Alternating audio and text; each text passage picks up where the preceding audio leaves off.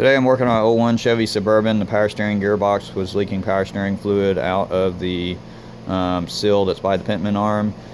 So basically what I do is remove the steering box off the vehicle. It has 3 bolts hanging onto it they can get to the frame, and then once I took the nut off the Pitman arm, I was able to get it off without too much problem. And then you want to take the steering shaft off and then your other line. So once all those are off, go ahead and pull it off, put it on the bench so you can get to those seals and start working on it.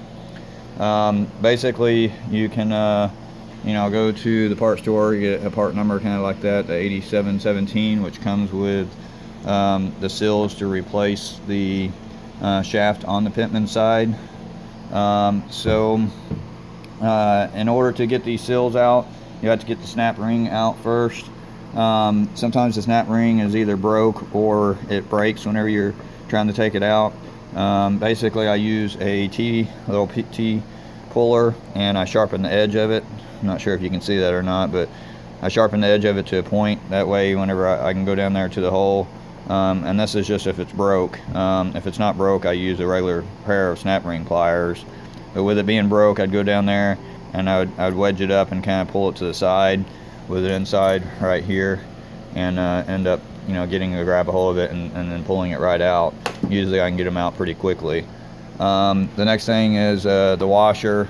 Now the washer sometimes can be a pain, but I normally either put a magnet up in there to get it to come out. Sometimes the power steering fluid is basically doing a suction action to it, so sometimes it's hard.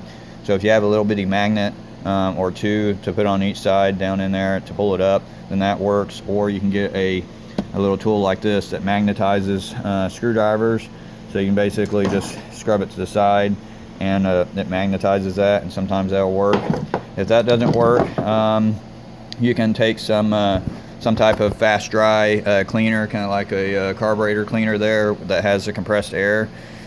Turn it to the side or upside down, squirt that up in there. Just don't let the fluid go down in the steering box to where it'll just drip back out.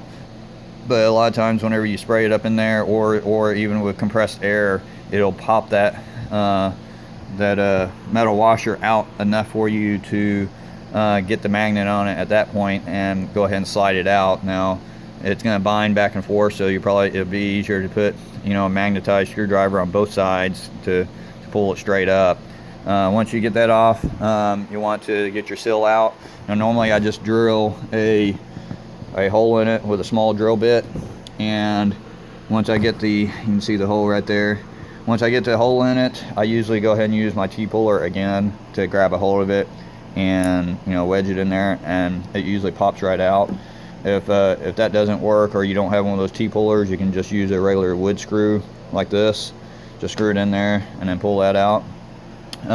After that, you'll probably have another metal washer that you'll need to do the same process as the first one, and then another seal. Now on top of the last seal down there, which I believe they consider the upper seal, you'll have a little plastic piece attached to the top of it. A lot of times that plastic piece will come off first, so you'll just drill a hole in it and get it out, and then you do the same for what it was attached to for that bottom seal. Now once you do that, you'll see down in there, you'll see the bearing down in there, and you'll be able to put this kit back in. You basically just put it back in the way that it came out.